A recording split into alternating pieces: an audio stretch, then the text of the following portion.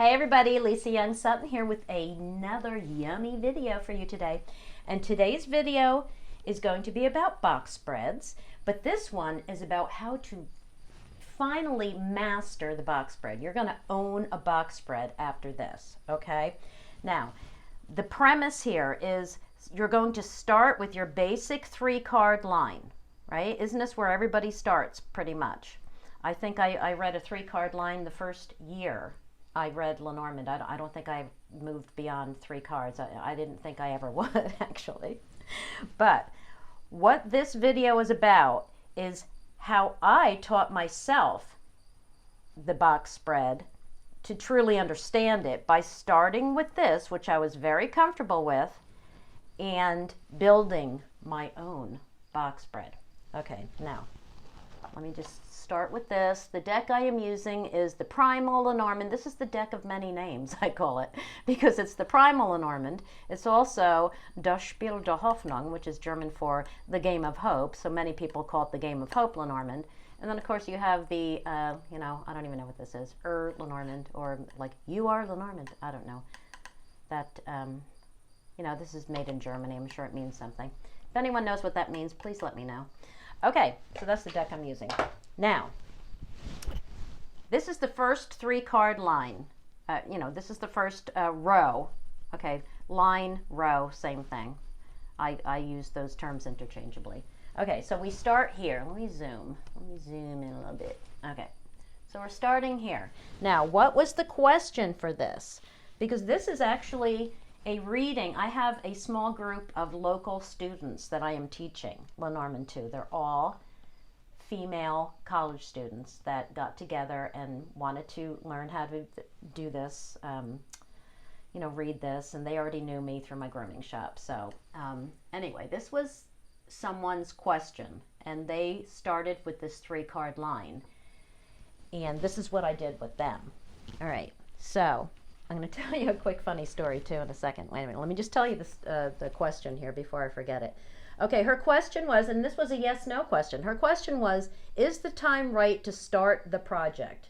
Because she had this project that she conceived of in her mind, and she wanted to know, is this the time to start it? All right, so this was her yes-no question. Now, I'll tell you what she saw first, because she was like, well, this is starting, so this is good. And this she read as just a lot of effort, right? A lot of hard work, fine. And then she saw this as a yes. She gave her question a yes answer because of this card. Now, I looked at it and I said, whoa, hang on a second. Okay, this is a small opportunity that's popping up, right? Grab it before it's gone, that kind of thing, right? But following this, I saw this as conflict. There's a conflict between getting from here to here. And this is more like resolving the conflict, right? And it's small and it's temporary and it's okay. But this to me was not saying, yeah, go ahead with it. This was telling me that there's still some issues and she kind of has to, resolve these first. Now, I told her that 3 cards was not enough. I didn't like the yes-no question that she had asked initially.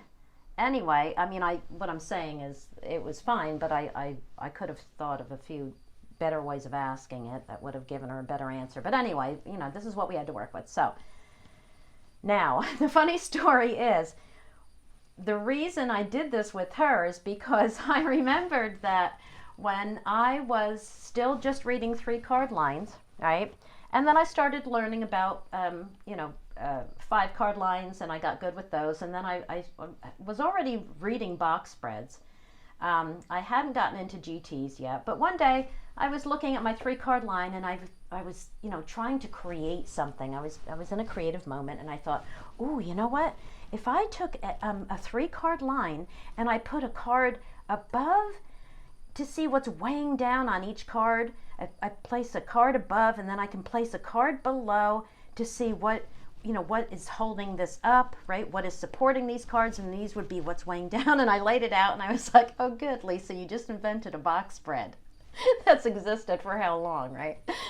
but, but by doing that, by having that little, creative moment, I really, really figured out what the box spread was all about, and I really, from that moment forward, started mastering the box spread. And by the way, let's go back to my book here. This that I'm going to be talking about today is on page, what is that, page 284 in my book. Hang on. Box Portrait Spread. I have all of the steps, okay? I have all of the steps on the, we could just keep going with that. So in my book. So, I know that the hard copy is not available for you yet, but if you have the ebook, you can go right to that. Okay, it's in my other box video too, right? I have a few of them, but the one I go through all the steps. Okay, so like I said, the question again was, is it the right time to start the project? She was seeing this as a yes. I was seeing it as a not so fast. Let's add more cards. So this is what we did. We shuffled the cards, and I told her to focus on the cards as she was drawing them. I said, focus on the beginning of the story, right? That's card 1, right? Now focus on what's weighing down on this card, okay? Focus on what's weighing down on this card. Now already we're seeing something here, aren't we? Okay. Then I said, now remember, this is your hidden issue or underlying influence. Whoops, wait, hang on. There we go, right? Okay. And this is supporting this, right? This is holding this up. This is where, okay, if this is what you're looking at right now, this is what you already own. This is what you're standing on, right? This is weighing down. Okay. This is supporting this card, okay? And this, remember, number 9 is your exit card, your final card, okay? The end of the story, beginning of the story, end of the story. These are all supporting these. These are all weighing down on these, okay? Now already, look at this, and if you see this card and this card, especially this being your exit card, would you still say this was a yes to her initial question? Probably not, and you would be correct. All right, so what did this tell her then? So she knew that, her question again was, is this the right time to start this project? So, here she is. Now this is something new and just starting, right? You can just picture this as that she's in the early stage of this. She's still playing with the idea, because what is this? This is that new exciting idea coming to her. So that's weighing down on that. This is where the story is beginning, right? So this, you could also say this is still immature. This is still, she's still a little naive. It's unsuspecting, whatever, think of all your keywords here. But so this new idea is weighing down on this, but this is still, she's still in the playing stage. Now, what is she standing on? Well, this is the house card, right? So this idea is still inside of her. It's still private. It's still a personal endeavor. All right. Now, being the hidden issue, is this saying that it's time to release it to the world? Well, already I was seeing that as keep it in the house for now. All right. But you have to read all the cards before you get to that conclusion. All right. So now let's move over here. Here we have, yes, this is the card of conflict and discord, but it's also the card of repetitive things, right? Repeating something over and over, which is effort. Okay, that's not ease. That's the opposite of ease. This is ease. In fact, this is ease. Isn't that funny? Okay, now you know what? What's the difference between ease of the clover and ease of the child? Well, ease of the clover is, it's easy now if you grab it, but it's going to disappear. It's very temporary, right? You can see it like that. This ease is, it's just starting, it's just growing. All right, I kind of got off the subject a little bit, so let me get back to this. But between these two eases, you have discord, you have conflict, right? You have effort. Let's say effort here. This is going to require some effort. All right, so you could also say to get to where you're just starting, you're going to have to put a lot of effort in before you can grab this. All right, so now what's weighing down on this effort is many people call this card the organization card, right? Doesn't this represent large organizations? Yes, it does. Well, an organization refers to something that is organized, okay? It's also a large structure, right? Here you have your private residence, right? Small structure. Here you have your large, like corporation, right? Large structure. Okay, so you're already looking at organization and structure. This is also many steps. Look at all the steps to get to the top. It's also, you know, that ambition that's required to get up there, right? You got to start down here, and you're very ambitious, and you got to work hard to get up here. All right, so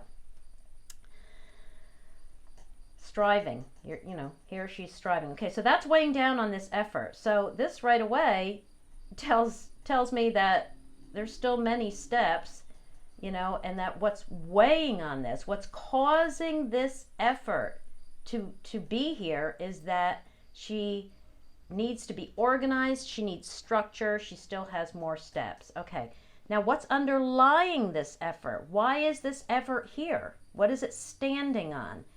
This is the card of things that are chaotic, scattered. This is scattered energy. This is distraction too, right? She is too distracted, because remember, this whole reading is about an idea in her head.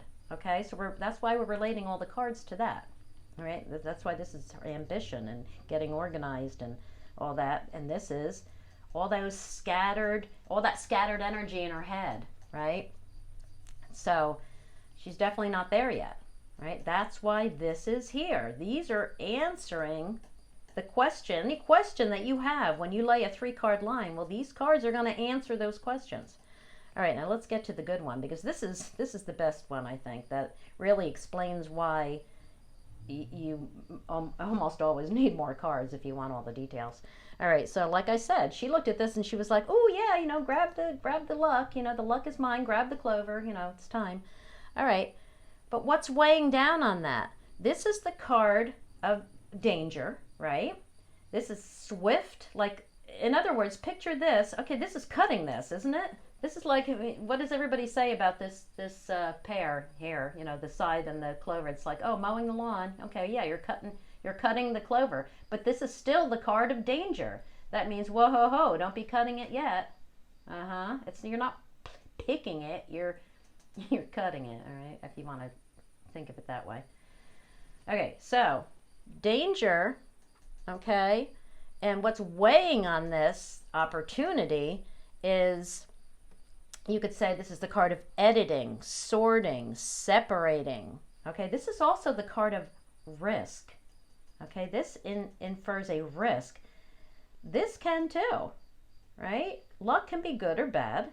Now, it is a positive card on its own, and especially if it's surrounded by positive cards, but you put negative cards in the mix, and now this becomes more of a risk. This is risk. So, risk. All right.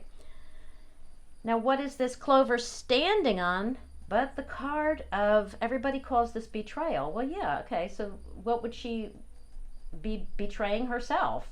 Okay, so if she cuts the clover too soon, she's betraying herself. So, but this is the card of entanglement. This is the card of, you know, difficulties, of unpredictable outcomes. And it's in the outcome position. All right, it's in the final position. So, can you see this okay? Oh, jeez. Yeah, so what this is saying then is that, you know, this is like, I mean, it's the exit card. It's the final card. So this is telling me right away that if she cuts this clover, here's the danger. The danger in grabbing this opportunity too soon, right? This is swift too. The danger of grabbing this opportunity too soon is that the outcome will be unpredictable. And that's very, very clover, right? Like I just said, luck can go either way. And this is saying that, yeah, you know what? You move too soon. You don't deal with this. If you just move from this to this to this, and ignore all of this other information that we just gave you, you're going to wind up here. It's going to be unpredictable. It's going to be difficult. It's going to be entangled, something that you're going to have to untangle then, all right? So you can go back then. So why are these two around this one? Well, you can go back to your hidden influence, your hidden issue section again and say, well, okay, the house is here. What else does the house mean other than my inner private world? It's your secure foundation, correct? So if it's in this hidden issue space, that means you don't have a secure foundation yet. So that's why this is your central card. You still have to work out the kinks to get from here, all of your scattered thoughts, scattered energy. You're standing on scattered energy. It's going to require a lot of effort and a lot of steps to get organized and structured, all right? And if you don't do this and you swiftly try to cut this and grab, seize the day, right? Carpe diem, you wind up here. Okay, now I have another one for you. Hang on.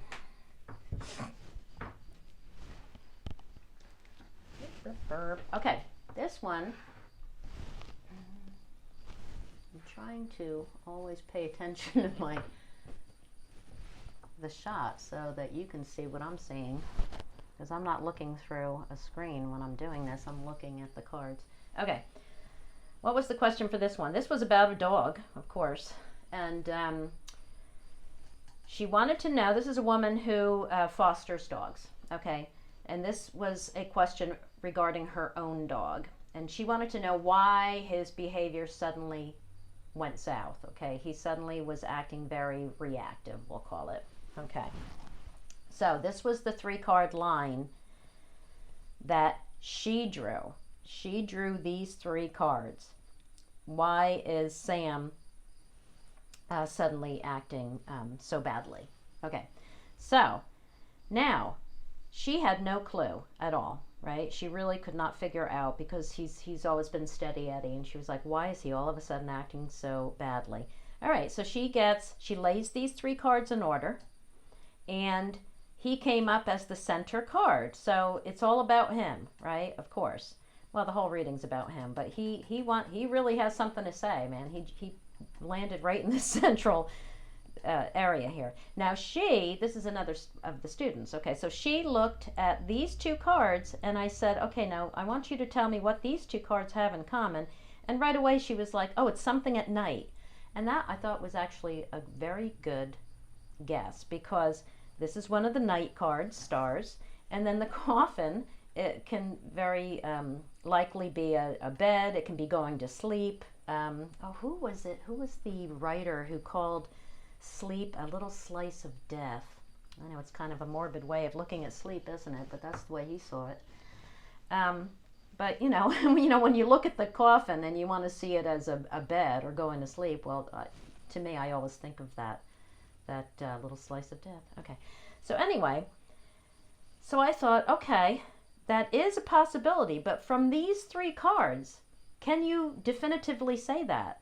Oh, I certainly wouldn't, because both these cards can mean so many other things. This is primarily the card of an ending, all right? So to me, I was looking at that and thinking, well, something ended. Now, what is this card? This is the card of the universe, right? Of all of this dog's his plans, his dreams, his aspirations. This is the spreading out of his big world. This is, it's guidance, okay? It's the card of guidance. So I'm thinking along those lines when I was looking at this. I was like, well, let's see, guidance ended, dreams ended. Okay, well, let's keep going. So I told her the same thing I told the last person. I said, we're going to lay more cards. So we did. All right, so let me just put it this way. And these are the cards we got. And we did it the same way, right? Where I said, I want you to shuffle and focus on what you're doing, because you are building a box spread. Hang on. Whoops, wait a minute. There we go. You're building a box spread here, so I want you to focus as you lay these cards on their positions. so that they will all fall into the right place. So this is the beginning of the story. This is the central, what is that top line? I'll have to look it up in my book later. You people that when you read a book and you think you know it because you read it, well, guess what? If you write it, you still don't even know it all. I have to look things up in my own book, which cracks me up. Anyway, okay. So, okay, this is weighing down on this. This is weighing down on this. I said when you lay this bottom row, remember this is your hidden issue, and this is your exit. This is supporting your central column here, right? Okay, so now she right away said, well, we got the other night card, so I'm still going with something that's happening at night. And I was like, okay, all right, you might be right. Let's keep going.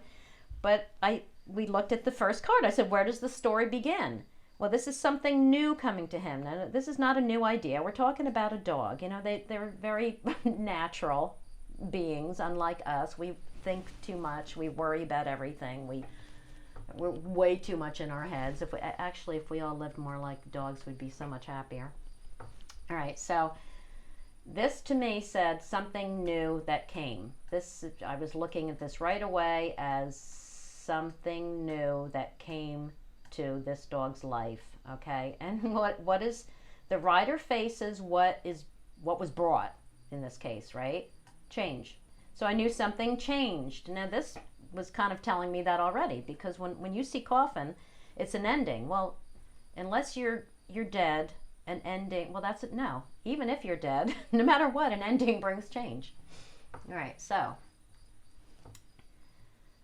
somebody new came, something new came and brought change. So right away I said, did a new person come into your life, or something like that? No. Okay, because I saw the social card. But you have to remember, we're talking about a dog. Now, to a dog, this is not just the park and going outside and everything, but this is a change. Something new was brought that changed this dog's social life, right? This is the card of others. All right, so let's get back to that. Now, the hidden issue, this dog is feeling deceived, right? This dog is all twisted in knots, coiled around, hanging onto this tree, right? It's feeling deceived. There's difficulties. There's definitely something amiss here. Okay, now what is the dog standing on? The dog is burdened.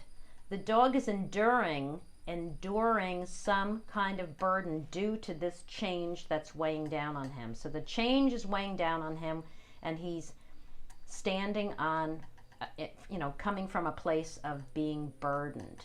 All right. Now, what is the final card? My gosh, here it is, the love bubble. Right? Don't I call this the love bubble? But this is how he's being recognized, right? This is social success, is I think one of the initial meanings of this card, right? So it's how is he being viewed, right? Now, here's the important thing. When I looked at this card up here, and I saw, because I was focusing on this, I was like, well, this rider is bringing change, and this is telling me what the change is. So I was really focusing on this card. Now, this is the outer world. This is the social card. Now, think about this, and I'm going to show you. Oh, did I show you the deck? Okay. Yes, the Lenormand. That's the deck I'm using. Okay. Now, think about this, because I was asking her all these questions, right? First I said, this is social, right? I was like, did a new person come into your life now? And I thought, well, you know what? Honestly, think about all right, the querent's a woman, right? Really, it's about the dog. The querent is the woman. So if this, I would have said that there's some kind of change related to you, to her, talking to her. Because I did this with her. I brought all these cards out. And I said, okay, now if this landed there, you would say a new man came into the picture, or another human being. Really? Yeah, I mean, this still could be another woman, because if this is her, the person that's asking for the reading, well, this is just another person. Okay? That didn't show up, though, did it? This could be like, I would have said, did you have a baby, or is there a new child in your life that's driving this dog crazy? No, okay. But that's what I would have thought if that had shown up. If we had this, I would have said, did you just move? You know, or, you know, I would have just assumed there was some kind of a change within the house, and that would have been correct too. But, you know, you could have asked the querent, if it showed up like this, you could have asked them, did you just move? Or are you planning to move? Or are you packing up? All that drives animals crazy. Now let's talk about other animals. Because in the Lenormand deck, we only have one dog, don't we? Yeah. All right, so if you're thinking about when you're doing animal readings, now this is also in my book. There's a section on animal readings. All right, so if this card had come up, I would have said, did you get a cat?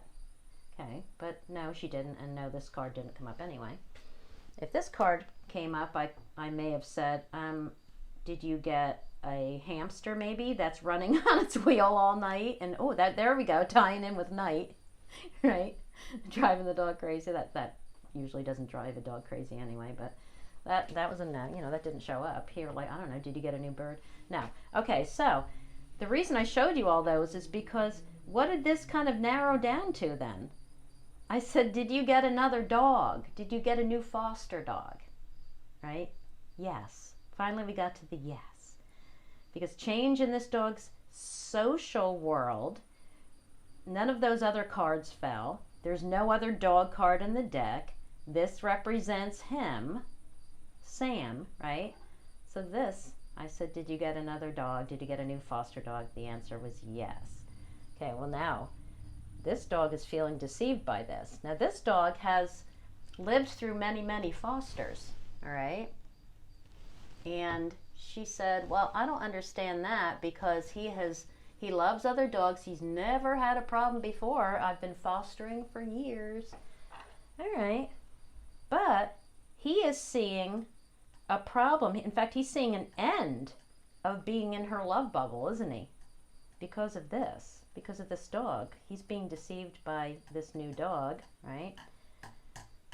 So when we got talking it through, she said, well, we love this new foster dog and we decided to keep it. Ding, ding, ding. Okay, ladies and gentlemen, we have the answer.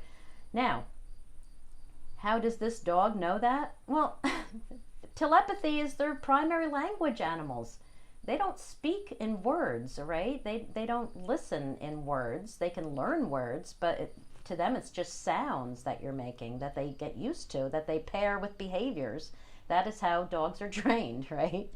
As soon as she decided she was going to keep that new dog, suddenly this dog felt threatened, felt burdened, and it felt like it was no longer the center of her attention. So the exit card, if you look at the primary line, right, and she was asking again, why is this dog behaving so badly? Well, because something new came into his world that affected how he is being seen, or how he thinks he's being seen, right? There it is. Okay, so I hope that was helpful, and what I'd like you to do, for all of you who are practicing and learning Lenormand through these videos and my book, is to practice doing this. Lay your 3-card line, okay, and then as you shuffle and focus, it's all about focus. Life is all about focus, but that's a whole nother video. All right, but as you focus, lay each card down and consider its position before you pull the card. Okay, so as you're shuffling, you're thinking about this, and you're like, okay, where does the story begin? That's how you pull that card, okay? What's weighing down on the dog, right? What's weighing down on the coffin, right? That's how you do it, all right? And you can build your own box, and if you practice that, you will be a box spread master in no time. Okay, thanks again for watching, and see you in the next video. Have a great day. Bye-bye.